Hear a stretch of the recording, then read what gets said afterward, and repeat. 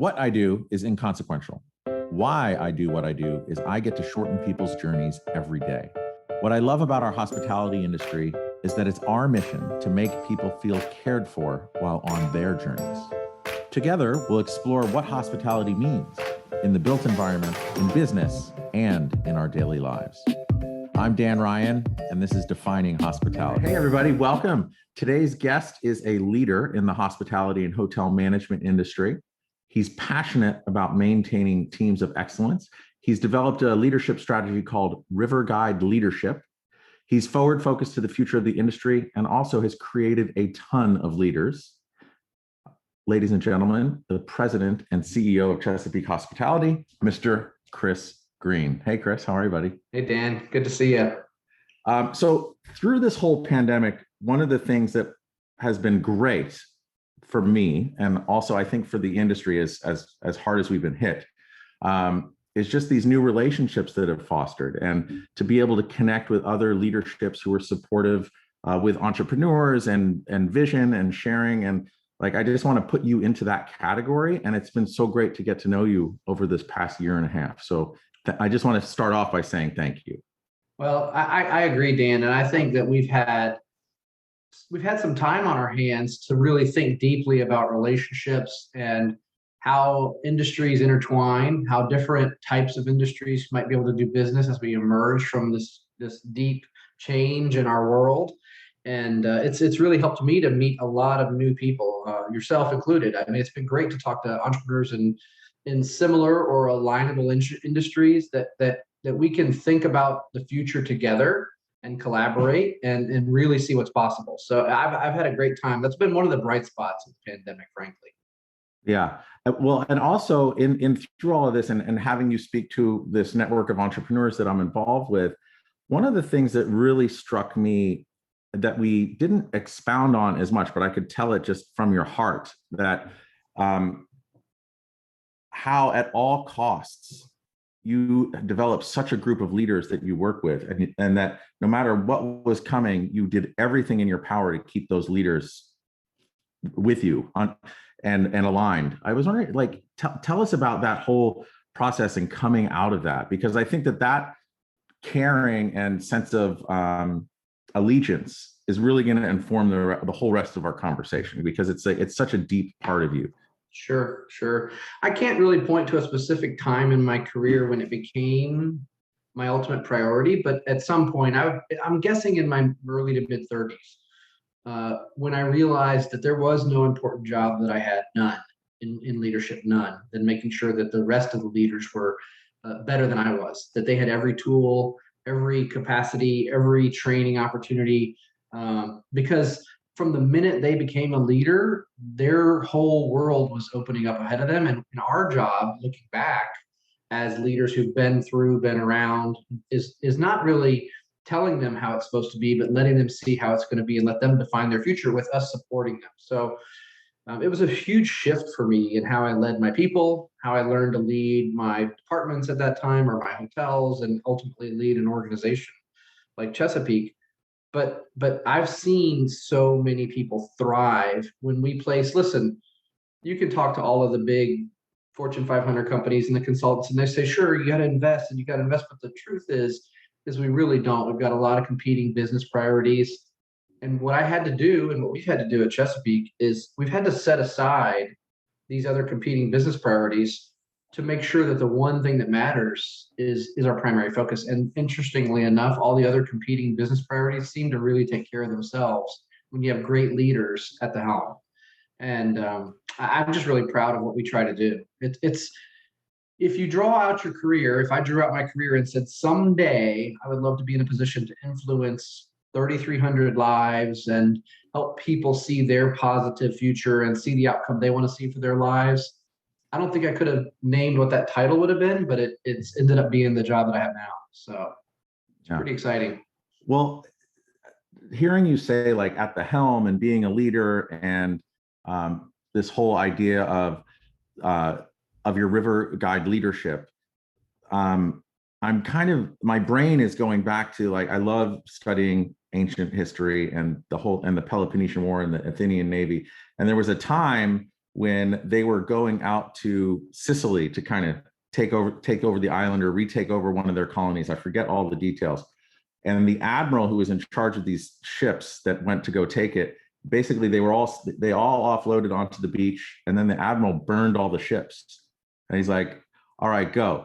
So I'm not saying that you burned all the ships, but it's almost like this pandemic made so many decisions for us that was almost like the ship burning. And then you're just forced with one way to go, which is forward. So like, walk us through some of the really incredibly difficult times that you went through, and what gave you hope through them. This is twice in 2 weeks when I've been kind of confronted with some kind of ancient thinking. I on a complete side, and maybe we'll talk about it somehow, we'll weave it in, but I was talking to somebody about the ship of Theseus, which is a thought experiment. I don't even know if you're familiar with it. No, I'm not. But maybe we can weave it into the leadership discussion. But this is very interesting that twice in 2 weeks I've talked about ancient ships. So listen, we have core values at our company. And for me, core values are more than a statement on a piece of paper. They're literally how I live my life. And one of our core values is integrity. And integrity, to me, is either always true or it's not at all. It has to be always true. And that's a very difficult standard to live up to. So when we were faced with the fact that our company revenues were going to drop to near zero, who knew how long? We had a choice to make. We had a choice to make of, if we believe what we said, that we care about our people and our culture, and that our people are Chesapeake. And that was the difficult choice to make. But, not one person on our board even hesitated when the decision was made to retain 100% of our corporate team, so that we would be the same company emerging on the other side as we were going in. Because the fact is that this wasn't a normal industry downturn where companies have to shed a little bit of payroll or adjust their staffing. This was just a massive pause that was created by a pandemic that no one in our lifetime has ever experienced. So how do you handle it professionally? I don't know. We just did it the way we know how to do it at Chesapeake, and that meant leaning into our people. So it was tough because, as you can imagine, finances are tight and it was difficult. But when you have a group of partners like I do that are committed to the same vision of people first, people first, people first, it sends a message to the marketplace. If you talk to some of our owner clients, I've received numerous thank you letters from them of how we stayed the course, that we didn't just jettison everybody and cut to the bone and try and make it through, that we changed the way we did business to lean into our clients, to help them through the most difficult time in their investment careers or their ownership careers. And I think, as I look back on this, I think we also did a great service to our leaders in our company, the next generation of leaders, because we showed them that you can make a tough decision, and the tough decisions often are painful, but they're also can be very, very right, and can create an outcome, which I would say, as I look at the marketplace now and how much we're moving forward aggressively with development and growth opportunities that speak to the market about who you truly are and whether you really believe what you say. So I get the feeling from our previous conversations that those really difficult decisions that you and your leaders made were all also around people. They were all around people. We did two things. Listen, the hotels, unfortunately, at the hotel level, there was no revenues. There was no way to keep the entire staff. There just wasn't any. But what we did do immediately, and I've told a little bit of this story in other places, is we broke our corporate teams into support for our exiting associates, support for our current associates, and then support for our current clients. And then we also took a sales organization and we moved them into a recovery planning immediately. Probably March 25th of 2020, we were in recovery planning with sales and marketing. So we had teams focused on the care of each individual constituency, and then we had the focus on the future.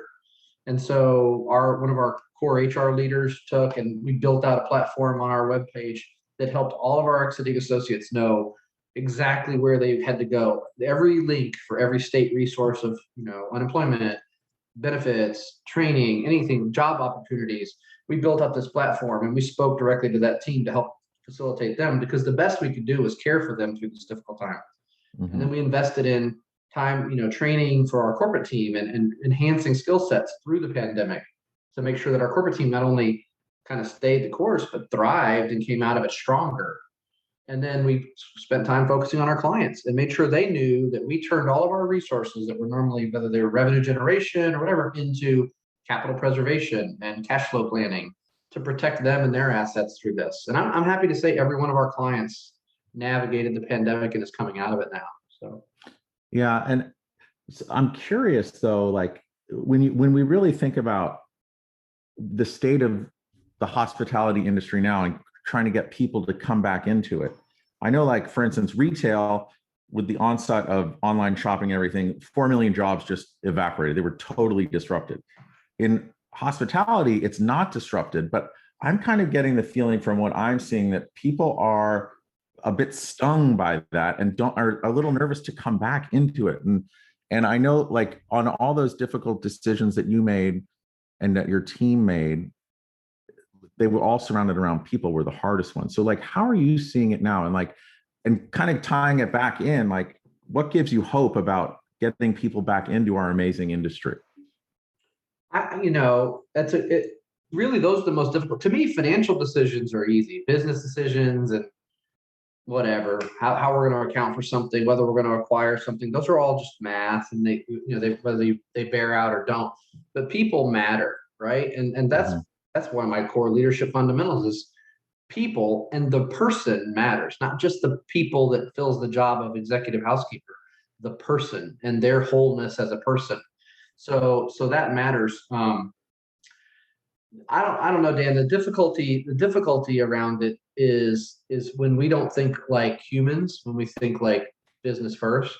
I think we have to think human first, and once we do that, the outcomes, people know genuine care and concern when they see it, and it doesn't mean that we don't aren't good business people. I think we're excellent business people, but care and concern for others and putting others first, it's just the right thing to do. I mean, we're in the hospitality business. So what's the difference? I was talking to a news publication 2 weeks ago, and they said, well, what are you doing about this staffing crisis? And I said, the first thing I'm doing is I'm putting my arms around my current state of people and loving on them as much as I can.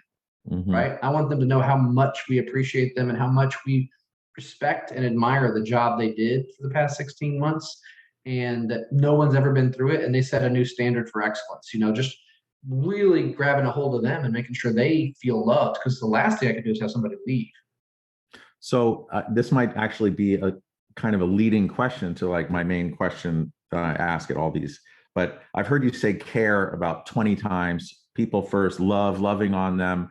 So, like, if we kind of step back and think about why we're here talking today in this Defining Hospitality podcast, like, how do you, Chris Green, define hospitality?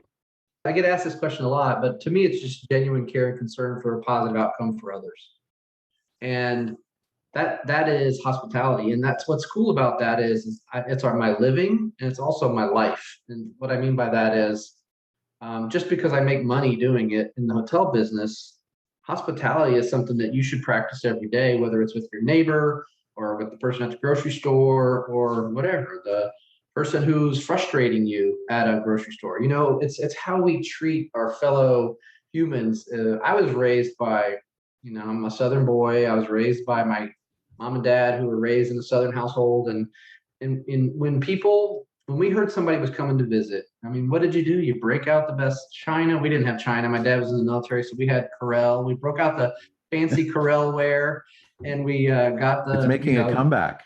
It is making a the comeback. Corelle ware, yeah. But keep going. I didn't mean to interrupt. No, but those were my proudest moments when I saw how we served others and put others first. You move the kids out of the bedroom and they move down to the floor, and the guests got the bedroom. And I mean, that's the way we should be thinking how can I make Dan Ryan the most comfortable possible, even if it's at my expense.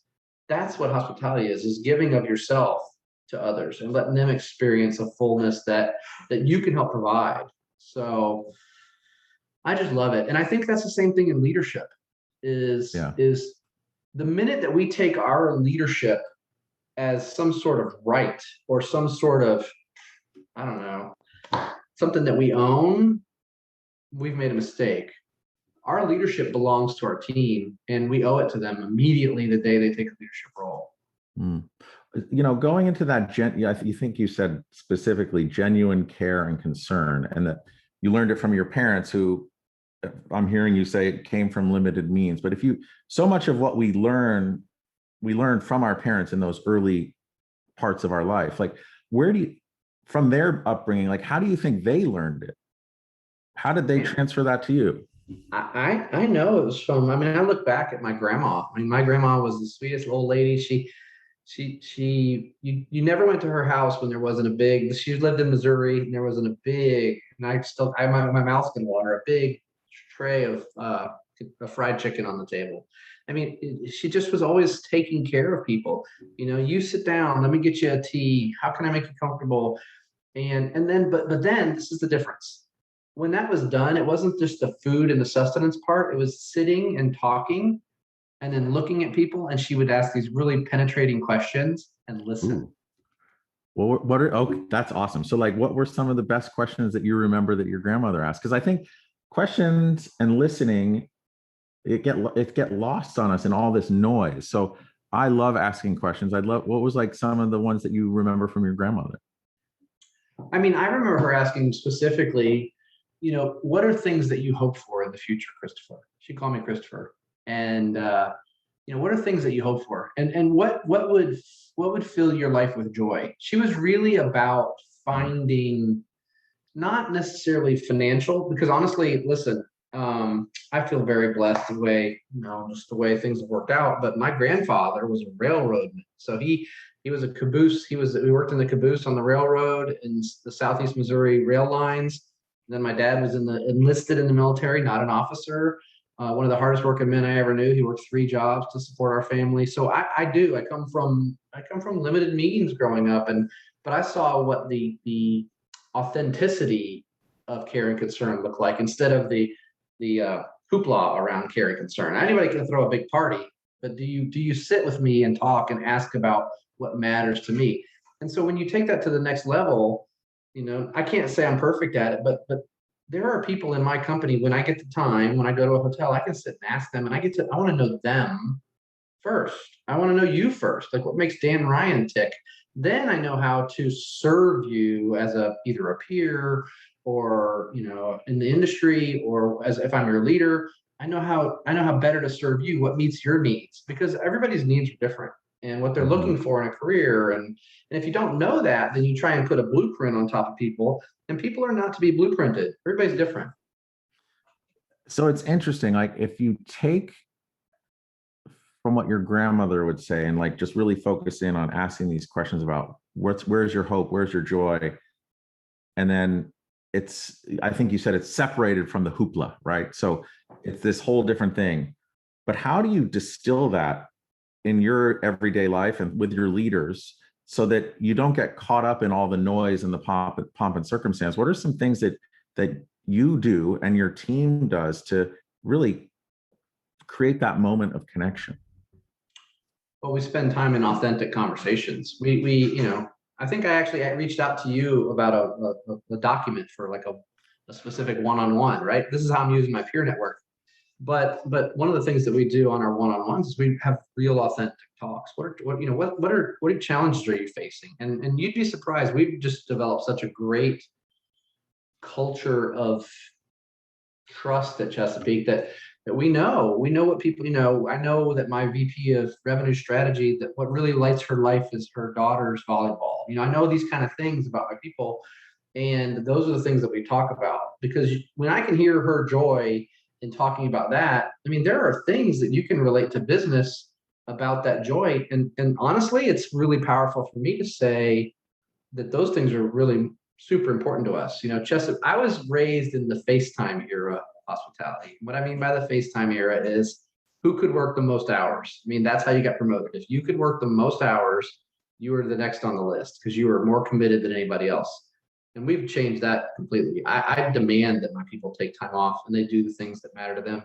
They're so much better when they have a long weekend of volleyball, or they have a long weekend of whatever floats their boat, right? And so, and to me, to kind of bring it back to what you'd originally asked me, I don't know, about the river guide leadership, where that whole thought process come from is I love to get away. And one of the things I did getting away is I went whitewater rafting on the Ocoee up in North Georgia.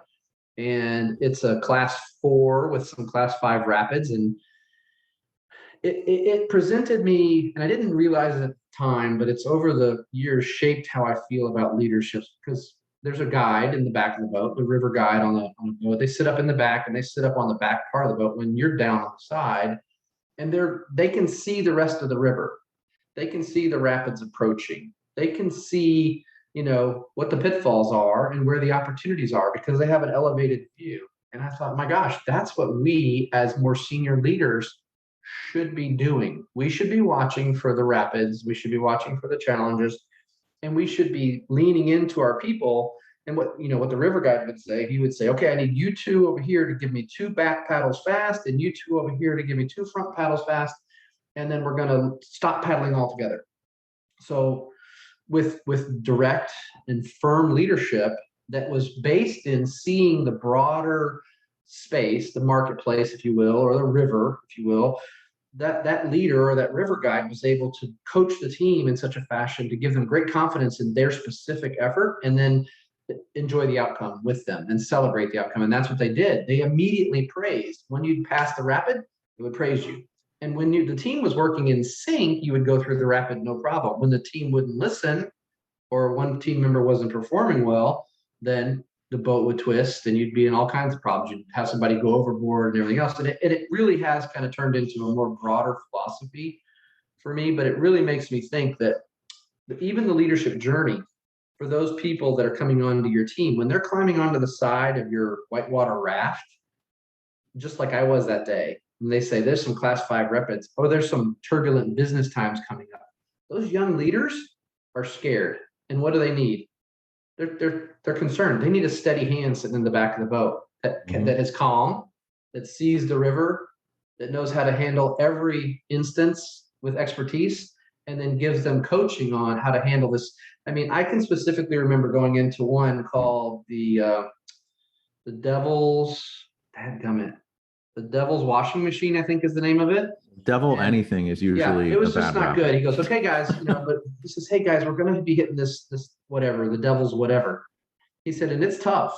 And he said, but here's what you need to do. When I tell you you're going to do X and X on this side, be in the middle, I want you to sit back in the boat, and on the back, I need all back. When I say all back, everybody at once back up and paddle backwards. And so you're nervous, but you've got this strong leader. He's not scared. You look over at him and he's confident, smiling, right? Excited. You go in and you come out the other side, and immediate praise. Excellent work. That's perfectly how we should have navigated that. And those are the ways that we need to be leading. And for me, it's not only is it simple, but people understand it. They get it. To go with this nautical theme, one of the things, like when you say rapids, I think about in those coaching sessions where oftentimes those rapids for people are, hey, where are you stuck? Where can you need help? Because it can be so immobilizing. And when you hear and when people make themselves vulnerable and share where they're stuck as a leader and the experience, he's like, oh, let me call that person, or have you thought of this? And it's a really quick way to get people unstuck. The other thing that as you're talking about this river guide leadership, the other goal is to also make more river guides, right? So as you're coaching and mentoring and building leaders, it's like, how many leaders can you get on that river of hospitality, river of whatever industry or vocation we may choose? I'd love to hear more about that. Like, as far as the leaders, what's your best way to create leaders? Well, first I look for curiosity. I mean, that's the number one trait that I look for in future leaders is curiosity. I think that the biggest risk to a great leader is self-confidence. Not, and I don't mean having some, I mean too much. When you believe you've got it all together, you're definitely wrong. Because I've been doing this 30 plus years and I definitely don't have it all together. And I know that. And so I seek other relationships, people to sharpen me and make me stronger and smarter. And so I think that the thing that we would talk about next would be is once you pass the rapid, whether it's in business or whatever, is not just saying great job, but then taking the time to do a hot wash or a meeting of before the next rapid came. Okay, guys, here's why, and the reasoning behind the fact that I needed this side of the boat paddling backwards, this side of the boat paddling forwards. And the leaders that were in the boat that asked the questions like, well, explain to me how that helps to navigate this rapid. Explain to me how by adjusting your ADR or your marketing strategy or your sales process to go towards a specific segment of business help to drive this positive outcome on the bottom line of the hotel. Those are the leaders that really are showing the propensity to become future river guides. I think those that don't have, you can just spot it. So really for Chesapeake, I fill the place with curious leaders. I want them driving me crazy with questions. I do, because it just shows engagement, and I love answering those questions, and I love to help them get unstuck, as you said. I think that's our number one role. I mean, here's the thing is, and without the risk of patting myself on the back, I was a pretty good GM. I had some great results. I loved my hotels. I crushed results wherever I was. And I have a real problem sometimes with sitting in the back of the boat and river guiding and not just jumping up to the front of the boat and paddling, because I do know how to paddle through the rapid. Like I know, but that doesn't do anybody any good. It doesn't help my team become river guides. It helps them become followers, and I don't want followers. I want leaders. Yeah, that's great. It's like you're almost clearing the way for them to have their own guideboat. There's another metaphor that I'm thinking of as you're saying it, having been on a lot of rafting trips, which you learn from the river guide, and this whole idea of counterintuitive instincts, right? So I remember they always said, hey, if you get bumped off the boat and you're caught in a washing machine or in a rapid, when you come up, it sucks you back down. You have to swim downward to get in the current to go. And that actually happened to me. And I remember coming up and getting freaked out. And then I was like, I got to swim down to catch this. And it was just, I never would have known that if it wasn't for the steady hand in the back who was telling me what to do or to be aware of. It wasn't even telling me what to do. Be aware this may happen. Here's my experience. What do you think about that? I think it's spot on. We actually had that similar thing happen in one of the most difficult rapids, but he had told us in advance, which I think that's great leadership. When you're thinking about a business outcome or you're thinking about a path forward or strategic initiative, nobody has all the answers, because if we did, we'd all be whatever on the Forbes 100 list or something, right? We'd be Bezos. But so you need to prepare for unexpected issues or even expected issues. And I think the way you talked about it was great. Our guide told us pretty much the same thing. This one hydraulic is going to suck you down if you fall out of the boat. Don't fight it. Put your legs up, put your hands behind your back, and go down the river. And we'll pick you up like 200 yards downriver. And that actually happened. I mean, one of our guys went in and down, and I mean, within 30 seconds, he's way down past the boat because he got in the jet stream of that hydraulic sent him down the river. But that's coaching. That's coaching for your team. It's like I ran a big resort in Florida, and on weekends, listen, this place was unbelievably busy. When you say busy hotel, I can't really describe to you how busy it was. We would have thousands of people on the pool deck and beach, and all the restaurants would be just waiting lines. And I remember walking out on the deck and with a young manager, and he seemed frantic because he's looking and there's just activity everywhere. And I was as calm as I could be because I had just seen it. And actually I could see through cues that I had learned over the years, everything was going fine. Everybody was having fun. It was smooth. People were getting drinks, having food. But in that moment was the time to coach him, was to ask questions, like the questions we talked about from my grandma. Okay, what are you nervous about right now? Well, these people over here are this, and this looks like this. And that's a coaching opportunity. But if you didn't think about it, and you didn't use your experience to lean into somebody, you just kind of stood there and took it all in, you'd be missing a leadership opportunity. And sometimes I think, Dan, I want to say, because of the pressure of the banks and the financial instruments that we use to leverage hotels and other businesses nowadays, sometimes the voice that speaks louder in our head is not lead your people and make sure they're 100% ready to lead. The voice that speaks is financial results, financial results, financial results. And I'm going to sit here and tell you that, until my last day of working, I will not focus on financial results first. I'm going to focus on my people, and I will show you my financial results when they're done. And they're always good. Okay, to go back into the river, like those financial results, like so you're the captain of the boat, you're going down, those financial performance metrics could be the huge rapid that's there and it's screaming at you. Like, and you know you have to keep going down, but sometimes you may have paddled the wrong way or whatever. How do you extricate yourself from that situation without doing how what are some instances where you've kind of managed to placate that beast so that you can keep going and doing what you're doing? I will tell you that I did it all wrong. The reason I can tell you this is I did it all wrong once before. I let that voice talk too loud to me. Back when I was a much younger manager, I had an opportunity to take over a hotel that was underperforming, and I thought this is my chance to make my mark. Like I want to make the next leap to the corporate level, and I formulated a plan that delivered outsized results. I mean, they were well beyond what everybody expected financially. But what I did to that hotel on that path was I basically took it out of what I would call the rapids and I forced it to paddle up river. Like we literally turned the boat around. We were forcing it to paddle up river. We were doing everything was so hard. It was hard on the staff. It was hard on the building. It was hard on the guests. It was just, it was putting a great number on the piece of paper, but everything else was being stressed. It'd be like literally trying to paddle up the rapid. When, if we could have turned the team, what I learned, if we turned the team, focused them towards this great result and paddled with the stream, all of us going in the same direction, the results could have and ended up being very similar, but with a lot less stress on everybody involved. Like you can force something to, if you're a really strong-willed leader, you can force something to happen for a period of time. Yeah, But it's not that whole sustainable. metaphor. Yeah, it's that metaphor of Sisyphus, right? Going back to the ancients of just pushing that boulder up the hill over and over and over. But sometimes I think it's called Occam's razor. It's like the simplest solution is the best solution. And I learned that. I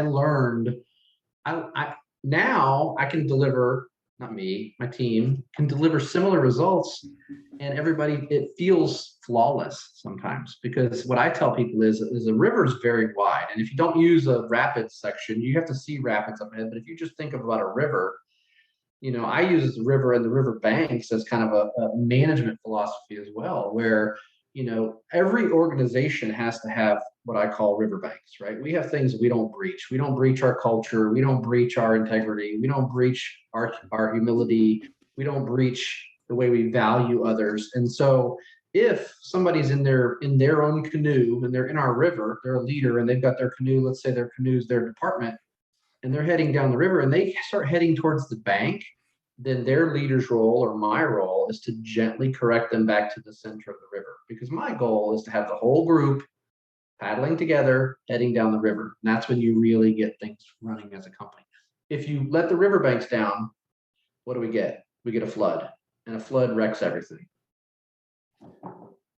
Wow, that's such a great metaphor. I really hope that you do more with that, because I read a lot of business books, and to me, I think you have something here that can really be a book. I mean, it's a philosophy. I think you could definitely write about I have a busy day job. it.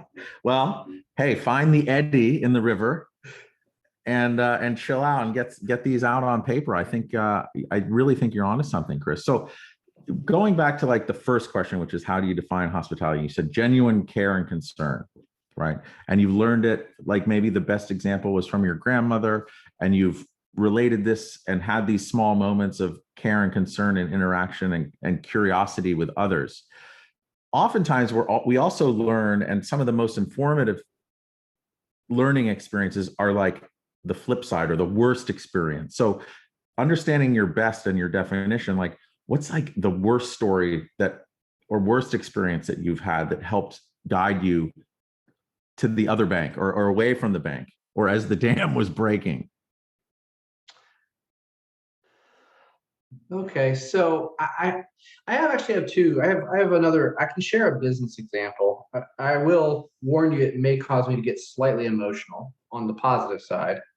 And then I'm an emotional like that. guy. I lead from my heart. That's who I am. So it's you get it all or you get nothing. Most when I have our company conferences, the directors of sales and the team will ask for tissues at their table because I normally give a very heartfelt speech and people are crying. I don't know why, but I just elicit tears. I don't know if that's a good thing or bad thing, right? But so I think the most negative example I can remember in one thing, let me give you two things. I had a great mentor, name was Mike, had been a VP, an SVP for a major corporation in the hotel business, but near the end of his career decided to go back and be a GM because he loved the people and he wanted to mentor people. And I was very, very aggressive, as you can probably imagine. I was ready. I can be a GM tomorrow. I'm ready, and I'd only been in the business a month. I'm ready to do this and whatever. And he'd say, young man, you got to slow down. And so at one point, after a couple of years, I was feeling my oats, and I told Mike something, and I said, I think we should do this. And he said, young man, what does my business card say? So, well, it says general manager. And he said, that's right. And he said, so you need to go to your office and make a file that says when I'm the general manager. And you need to put notes in there about things you're going to do that you want to do when you're the general manager. But today, I'm the general manager. And this is what we're going to do. And while it was in the moment a hard lesson, I know what he was trying to teach me was you learn something good and something bad from everyone. So my bad story is I was at another very busy hotel. I was the number 2 in command of a very, very busy place. And a guest was unhappy about something, which happens in our business. I mean, when you have a massive hotel, things happen. And the guest was unhappy and they called and they wanted to talk to the general manager. And that hotel actually had a president of the hotel. It was that big. And they got through his admin and onto the phone with him. And they bent his ear about dissatisfaction with some things. And I was busy out on the hotel somewhere else, a long ways away, big place. And I got called to his office, and I've never in my life been talked to this way. He called me in and he said, I just had to talk to a guest on the phone. That was the first thing that I thought was a negative. And then the second thing he said, if I ever have to talk to a guest again and you don't handle it, that'll be your last day here. Now get out there. Here's the problem. You get out there and you fix it. And don't ever let it happen again. I mean, it was just brutal. And actually, it wasn't privately in his office. We were in like an open space. There were several people there. So, of course, I was, I respected the man. So I went out and, of course, that knocked it down quite a bit. But I went out and I handled it. But I just remembered that there's so many things wrong with that interaction. Like, how are you the head of this massive care and concern facility and you don't want to talk to the people that pay your paycheck, right? You don't want to set the example for the team of how to handle a difficult guest and win the day for that difficult guest. My career has been spent winning difficult situations over and turning them positive. And the outcomes that have come from those I could tell you story after story of negatives that have turned into long-term clients. I mean, just tons of stories. So I think that, we don't realize it. As we get promoted up the chain, GM, VP, whatever, COO, our words have power, huge power. I think there's real danger in being flippant. I think there's real danger in trying to be cute when you're leading people. I think that you need to be authentic. You need to think deeply about what you're going to say and how you're going to handle situations, because those things leave an imprint on people. And that left an imprint on me. I knew I'd never be that leader. And I knew the minute I heard an upset guest, I would be the first one up from my desk. There could have been 3 other people that were subordinate to me in the hotel that might have had to go. I'm going to go. Not because I don't trust them to do it. I want to lead by example, care and concern. And when there was a difficult situation, there was nothing better than having the general manager of the hotel come out and say, we made a mistake. And that's what I'd say. We screwed up. Here's what I'm going to do. I'm going to fix it. And I'm going to make sure you have the best stay ever from now forward. And who else can set that standard, right? So that's resonating with me so much, because oftentimes, in doing projects or whatever, things go wrong.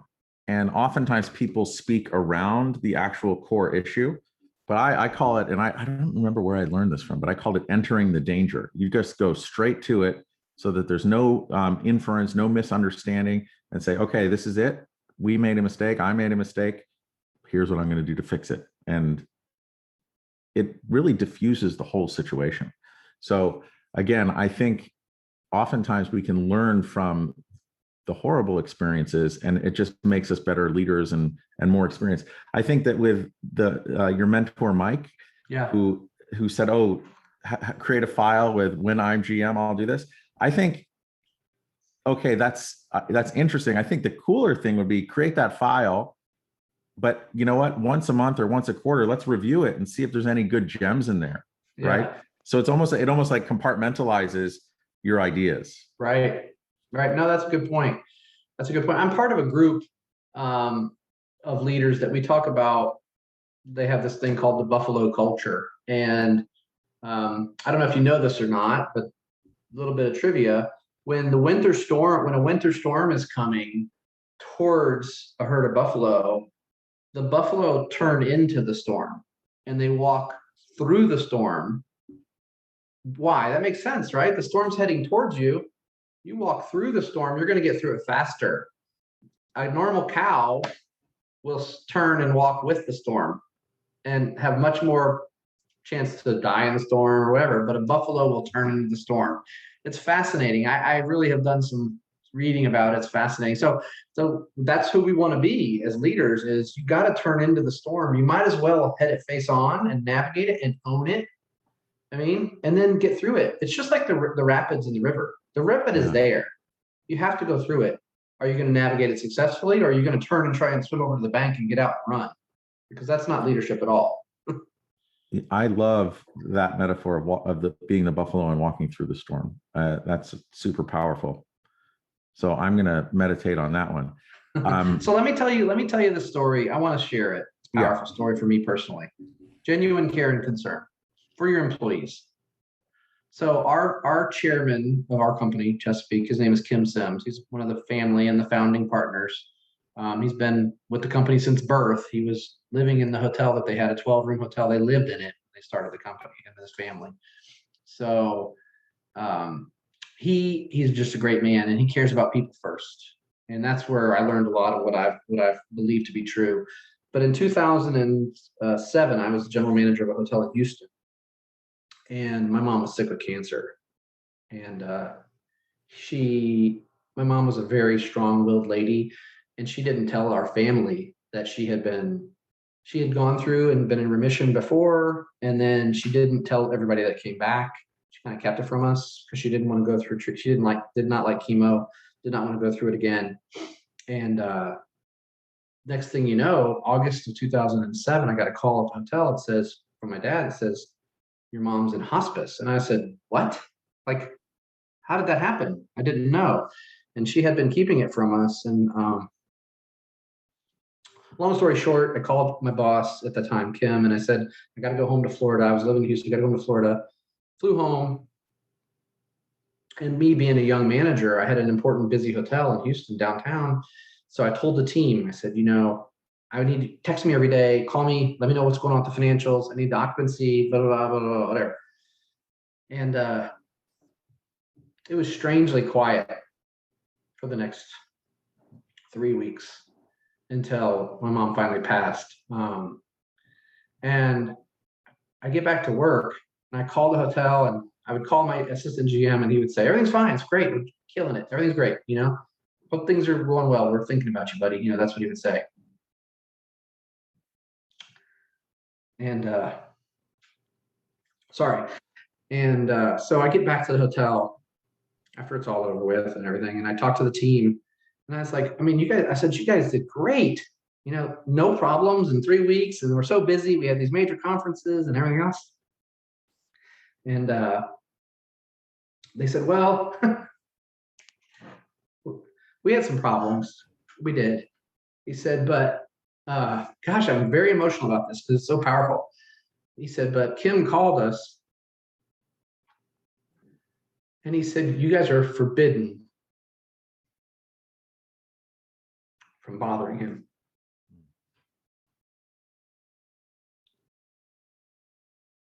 It's powerful. That's genuine care and concern. Yeah. And really, thank you for sharing. That's very powerful. And to think about Kim as maybe being the ultimate river guide, right? So he's back there, really, he's been there, he knows as you're coming up. And he made a leader out of you at that moment. Well, you already were a leader, but really, I think that was just like the ultimate move that was very transformative for you. It was. It was. I mean, look how it affects me. This is what, 14 years later. Mm-hmm. Just affects me. I mean, it affects me because in that moment, he could have chose business over personal. You know, Mm-hmm. 3 days of bereavement, get back to work. Not. He actually told me, you don't come back till everything's handled. And I was panicking at 2 weeks. I'd never been out of a hotel or out of work for 2 weeks. Then it went to 3, then 3.5. The funeral, I'm thinking, oh my gosh, am I still going to have a job? And to go back to work and find out that he forbid them from telling me anything negative or even calling me. That's amazing. Yeah. We need more people like him. He's a good man. He's a good man. And I don't mind sharing it. I don't like being emotional in front of like whoever's going to end up seeing this. But here's the deal: I'm authentic. I'm always authentic, and to me, it's a very, very powerful statement about choosing. At that moment, he chose. He is a person of integrity and humility, and he chose. He didn't have to choose. It was just simply who he is. It's the right thing to do. You know, business will go on. People matter. So. Yeah, and that goes with the whole idea of vulnerability, and that really the moments that people remember most are when they are walking through that storm and they make themselves vulnerable and they share. And so, like, again, the point of this conversation that we're having in larger perspective of defining hospitality, it's these vulnerable stories that you just shared are really what help all of us who love and are so passionate about this industry connect the dots and build upon and stand upon the shoulders of those who come before us, because it only makes us stronger. And again, when you go back to that word hoopla you used earlier, we can lose so much in what it means to care for others and to ensure that others are being cared for. So, I think it's very powerful. And I know that that story is going to impact many people. So thank you for sharing on that front.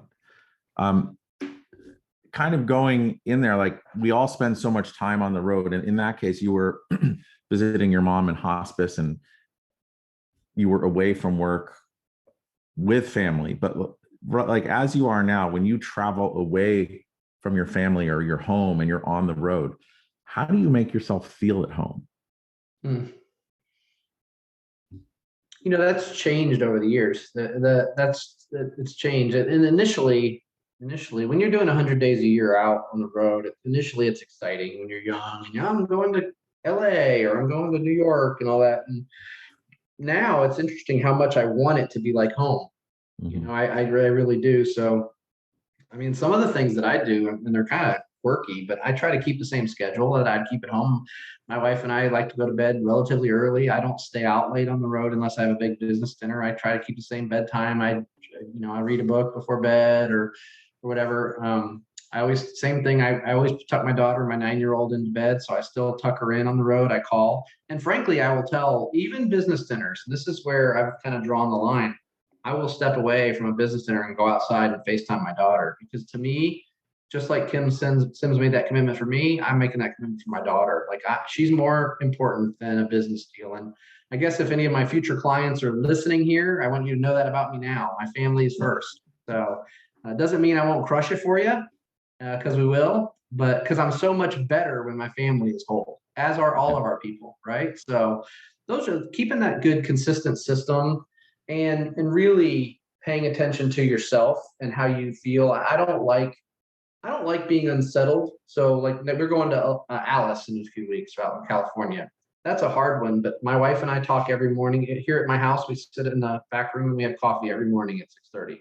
So yes, I'll be up at 3:30 in Los Angeles on the phone, talking to my wife and saying good morning, because it's consistency and it's authentic and it feels good. So I try to keep the same routine.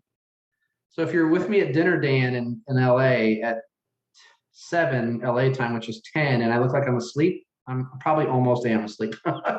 Yeah, it's like time zones have no bearing on family interaction. No, and they can't. They can't. Mm-hmm. So when you're doing your nighttime routine and the book you're reading, what book are you reading right now? Well, the book that I have right here on my desk is called The Leader Within Us by Warren Rustand. Oh So my, holy crap. Warren Rustand, more than maybe any other human being in the world, had a tremendous effect on my life. He is incredible. Have you met him before? I have not. Oh my gosh. That guy, he could have, I think he's done everything. He played college basketball, he played professional basketball, he was a member of a presidential cabinet, he ran all these different companies. And that's where I think I said it before, that whole idea of lift where you stand. Um, that's where I got that from him. He actually gave me this incredible routine that I practice every day. It's called 10-10-10. And it's I meditate or I'm mindful for 10 minutes, I read for 10 minutes, and then I journal for 10 minutes. And it's like, for me, it's like when you turn on a computer and the operating system is booting up, um, it's my way to start the day. So Yeah. what's your big win from Warren? He is Well, freaking amazing. oh, it's amazing. I mean, it's funny that I mean, I'm just on. I mean, I was reading this today, and I underlined some of the stuff. Um, but it says at the end of this chapter, being vulnerable, authentic, and transparent takes focus. There have been times in my life where I've struggled to do it. I've had to battle with pride and ego, as most of us do. Anytime life or our decisions throw us off our chosen path, remember those three great moments of truth. Determine our core beliefs, commit to those core beliefs, and act on those core beliefs and values. So it's funny that that's where I'm at today. He speaks my Wow. language. It's really good. Good book. If you're watching, it's a great book. This is Oh, I'm another going to great book totally email him. on my desk That's a that great one. Dan got me. So That's really powerful on Warren. I mean, when I saw him speak, I did this program up at MIT with a bunch of other entrepreneurs from around the world. It was a 3-year program. And he was in the first year. He carries around, I think he calls it his bucket list. It must be. It's like his, I don't know how many items are in it, handwritten in a plastic bag. And I think that he's checked off almost all of them except for President of the United States and one other I don't remember. Now I want to reach out and ask him. yeah, that's awesome. You should ask him. You should totally ask him. So going on to that one and not losing sight and going with the Warren theme on the bucket list, like what's your number one bucket list item you want to get to? Well, I mean, this is a big bucket list thing. I don't know if it'll happen or not. I'm like a big homer, like, right? I'm a USA. I can't wait for the Olympics. So Mm-hmm. I've always dreamed of attending. I didn't go in 96 in Atlanta. Couldn't have. I just couldn't have possibly afforded it or whatever. But so big bucket list we got on there is the Summer Olympics in Paris in 26. Ooh. So, I mean, that's a huge bucket list item. And then there's some other minor ones. I'm actually getting to fill one this week soon, or not, into the summer. I'm going to the U.S. Open in New York to watch some tennis. Oh, I'm trying to plan it too. We should definitely try and Oh, I would coordinate. love to. I mean, tennis to me is this beautiful, beautiful sport when played like by certain people. You know, it's just people that don't know the game. And I'm terrible. I love to play, but I'm not great at it. But people that don't know the game don't even have any clue how majestic it can be, quite frankly, to deal with that. Mm-hmm. So Have you ever been to early stages at US Open? I've not. I've never been to the U.S. Open. I've never been. So Okay, so in the finals, it's all great. Like if you can go, that's awesome. It's on the big court. But if you go early, like first, second round, during the day, usually it's really freaking hot. But you're just walking around and you're literally 10 feet away from some of the best tennis players, some of the best, and then some of the aspiring. And to just see them operate at a different level of athleticism, it's incredibly inspirational and mind opening. yeah. So what about you? What do you have a big bucket list item? My big bucket list items, they tend to be these long walking trips. So I want to do the Appalachian Trail. I want to do the Camino Santiago, and I want to do the walk Hadrian's Wall. So this summer, I'm doing my first part of the Appalachian Trail in Connecticut, as I'm a new nutmegger moving up here. So I have this vision of doing it all in one shot, but I'm just going to do a couple little pockets here and there. But there's something I guess bringing it back to the river guide, it's being on a trip. We're also busy and spread out everywhere and always looking at what lays down river. To me, to go on a really long walking trip and just really be focused on the next step and nothing else seems like the ultimate experience. And so my bucket list tend to be these like really long walking trips. That's awesome. That's Yeah. awesome. Some of my bucket list things I imagine are things I don't know about, if that makes any sense. So my Totally. wife talked me into doing a Tough Mudder this spring. My wife's really physically fit, and I hate running, hate it. Just want to go on record. I don't like it. And I go to the gym and I play tennis and stuff, but I'm not a workout fanatic. Um, I mean, I was so exhilarated when I finished it. I did finish it, and I was on top of the world. And so now Mm-hmm. that's like, oh wow, I want to do a more difficult one, and I want to try some, push yourself. I think things sometimes we associate bucket list things with like reward type items, like trips and whatever, going to Bali or something. But I think there's really value in bucket list items where you stretch yourself, like you Mm-hmm. push your physical and mental limits. Um, I did rappel down the side for charity, a side of a 1,000-foot tall hotel. That one I hate, and I will never do it Ooh. again, But ever, you did it. ever, ever. Listen, you want to hear a funny quick story? That there Yes. was there was me and there was another lady. It was for charity, and they said, "Okay, here's your break and everything and how you do it." I was kind of hyperventilating. I have a picture of it. I wish I could flash it up. You can see my face looks like I'm very intent, but what it was I was trying to breathe. I was like, Yeah. oh, I can't breathe. And so it took her like 7 minutes to go down. I was down in like 3 minutes and 30 seconds. I was like, right. I just wanted to get down. I couldn't take it. I am mortified of heights. What hotel was it that you were rappelling down? The Lowe's Orlando, the Lowe's Resort, Oh, downtown Orlando, big, yeah. tall, maybe it's 700 feet, but it was far too high. It's just far too Oh my gosh. Yeah, I don't know if I could be down with that. Well, going on to that anxiety of like, as you were feeling that and just trying to breathe, this is a great question I love asking as it pertains to like you and your life. Like, what's keeping you up at night these days as it pertains to our industry and caring and concerning for others? I hate the kind of the vice grip of pressure that everybody's under right now. What I mean by that is we've got, I mean, at a very high level, you've got asset owners who need a return to profitability yesterday. You've got banks and debt sources and equity sources that have extended grace to the ownership groups and operating groups for 16 months because of unprecedented circumstances, but they need a return as well. And then you've got associates who, for the 14 months or 15 months, did so much more with so much less than anybody knows, while adding 9 million different protocols to do different things, elevator protocols, and this protocol, and that protocol, that are just exhausted. That the hospitality is almost wrung out of them. And so as we're trying to accelerate for this constituency on this side to get them back to wholeness, this side's not yet whole, and they don't have enough help. So trying to get back to whole is being blunted by the lack of availability of staffing. And so you have these opposing forces, and I have to say, everybody's understanding, but only to a point.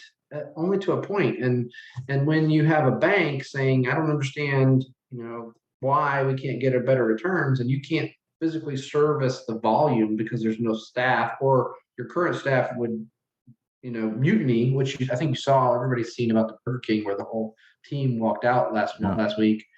It's the most unbelievable dichotomy of goals right now. And everybody has the same goal, but we cannot get there in some circumstances. So it's creating brutal pressure on relationships. It's creating brutal pressure on staff. So you said something that just jumped out at me right there. And I'm wondering like how you get it back, but it's this idea, and I haven't heard this, but that the hospitality has been wrung out of everyone. That is a powerful metaphor. So how do you see that playing out? Where's your hope in that as the captain or as the guide?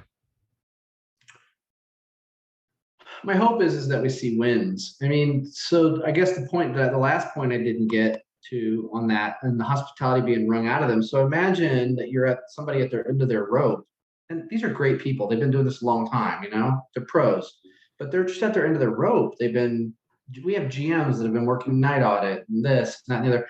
And then you get hit with a massive wave of demand and you're understaffed. And then you get negative guest feedback, which because the guests, where have they been? Locked in their houses for 16 months. Mm-hmm. So they want to get out and experience brilliant travel. And listen, let me be clear. We want to deliver brilliant travel. However, I may not physically be capable of it because maybe I can't open the rooftop bar. Maybe I can't open the restaurant. I don't have staff. Maybe I don't. I see it every day. And so to me, that's almost like taking this open wound that our team has and pounding on it instead of them getting a chance to heal. So we're being as thoughtful as we can in providing resources. We've provided training, leadership training, more holistic, like not like leadership training, but how to deal with adversity, anxiety, challenges. We're providing resources to our team to try and help them through this because it's brutal. It's brutal. Yeah. I don't know the outcome, honestly. I'm trying to stay the course and share wins and share the future. Try and keep them focused on the horizon and not on what's right in front of them. It's really like trying to figure out, after we've all been so blasted, just trying to figure out how to fill that reservoir. It's going to be a continuing challenge. And I'd love to check in at some point to see where the wins and where the successes are and where the wins are coming from. But given where we are right now, what's exciting you most about the future? Aside from your trip to Paris for the Olympics in 2026. Oh, because you're going to do it. We'll see. What's exciting me most about the future? I think what's exciting me really the most when I think about it, and I just redact myself from like the current state, is that we're going to have a group of leaders who've been through something more difficult than any of us were ever through. They're going to be more battle tested, tough, and savvy on how to navigate critical changes in business volumes than any leadership set ever before. They're also going to be operating under new hospitality standards and being able to create the new, not the new normal, the new essence of hospitality, whether that's how housekeeping is handled, how food and beverage is handled and delivered, whether it's, do we have DoorDash instead of room service? Is it internal? I mean, they're just going to have so many new things to work on.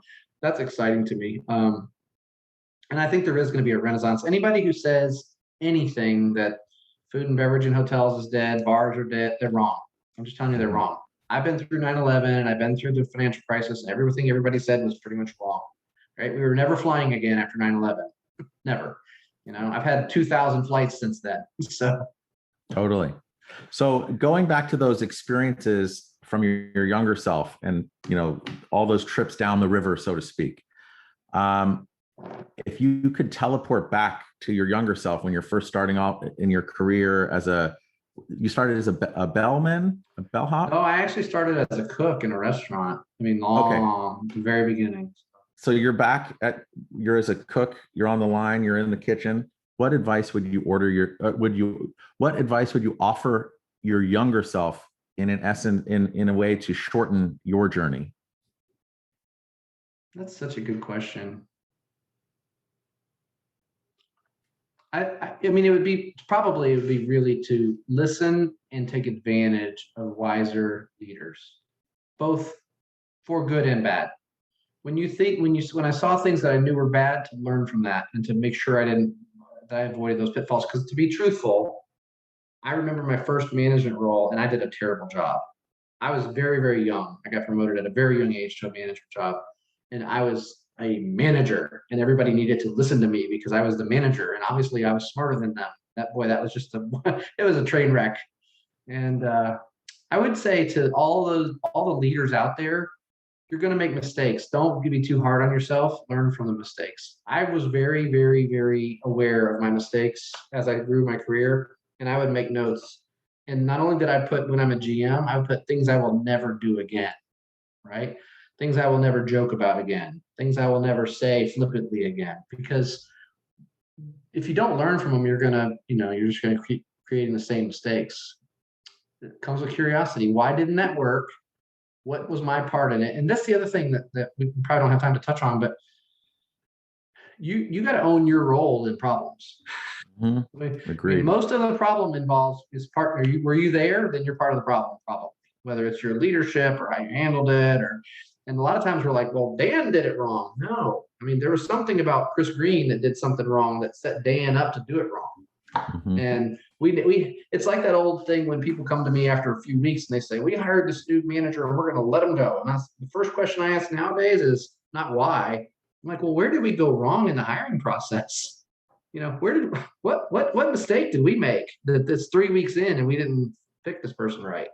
Yeah, what's our role? I love that. I for difficult conversations, whenever there's a challenge, I always accept blame, and my role in this is X. And I think that's vulnerability, right? And it helps everyone come up with a holistic solution so that you have that experience going down the river so that you could avoid that rapid again. Being vulnerable is not weakness at all. Actually, to me, being vulnerable is a sign of strength. It says, I'm comfortable that I know I make mistakes. But I'm here in this with you, and I'm not afraid to show you that I make mistakes too. So. Awesome. So Chris, as we kind of wind this up, where can people find you? What are some conferences you're coming up on? Web page, LinkedIn? Tell us. Yeah, you can find us, of course, on LinkedIn at Chesapeake Hospitality or on the web at chesapeakehospitality.com. And you can come see me in person at America's Lodging Investment Summit or the Star Data Conference or the Lodging Conference. Or I'll be at NYU. So we're back on the big conference travel, and I'm available. So my email is easy. It's cgreen at Chesapeake Hospitality. If you listen to the podcast and you have questions about river guide leadership or anything that we've talked about, I'd love to share with you. That's part of our role as leaders, is giving back to others in the industry. Awesome. So Chris, I just want to say first, thank you so much for your time. I know how busy you are and how all over the place you are and keeping your team and leading. Thank you for sharing where people can learn more. As for everyone, thank you for listening. If you learned something today or laughed, tell someone about the podcast. And thank you, everyone. We will see you next time.